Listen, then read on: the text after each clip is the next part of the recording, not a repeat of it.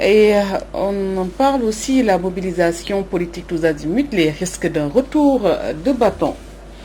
À quoi sert la coalition? Benno Bokk Yakaar s'interroge à sa une à Dakar Times, voilà, qui parle de la frileuse et absente au devant de la scène politique du pays.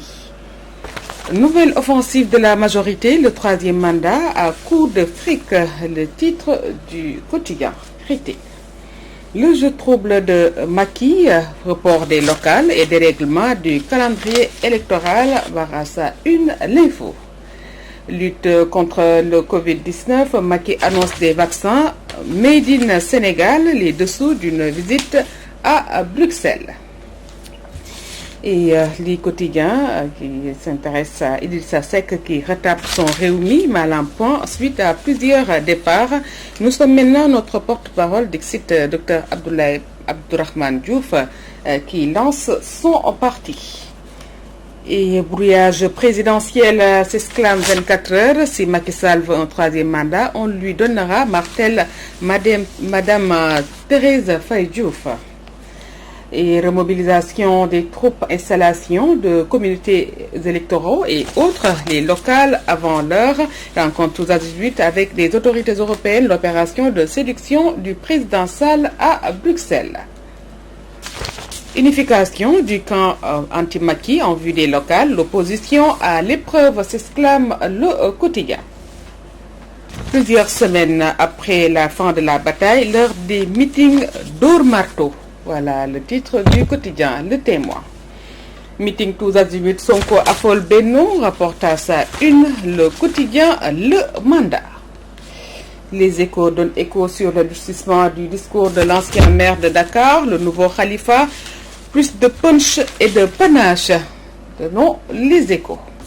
Approvisionnement du marché en denrées alimentaires, des prix en baisse en début ce mois de Ramadan, légumes à gogo et prix à portée de toutes les bourses, poissons et viande en hausse, renseigne Vox Populi. Et visite du chef de l'État à Bruxelles, la BI va soutenir les nouvelles initiatives du Sénégal, relaie le quotidien national. 5e décès de sa promotion, bousculade de magistrats pour succéder à Samba Sall, le poste aiguise des appétits, informe la Tribune. Et enquête en vérité, emploi des jeunes, la cassée formula, nos pouvoirs publics sont totalement incapables d'autocritique, entre autres dans le journal Enquête. Hommage au juge Samba Sall, un immortel de Thémis. Voilà le titre du quotidien Direct News. Et recrutement de 5000 enseignants, l'équation du profil, le sien pour un recrutement de qualité, la COSIDEP qui déclare que c'est accorder la priorité aux diplômés. Résilience en période de Ramadan, Maître Malick Sall appuie les ménages du Fouta, met en évidence l'évidence. Abdoulaye Sylla Ndeye Réew, SDA, conseiller notable, Lébou et membre société civile, Ndiagne Diop, c'est fini. Voilà, et on en parle, la naissance du mouvement Aar Suñu APR, du sable dans le Mbourou ak Sow, selon l'exclusif.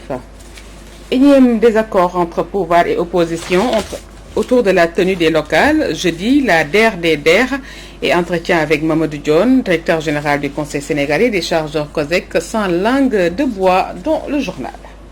Une légende à 8 milliards, rapporte Libération. GTA, Environnement SA, le contrat pour la réalisation de l'exploitation au centre d'enfouissement technique de Sindia.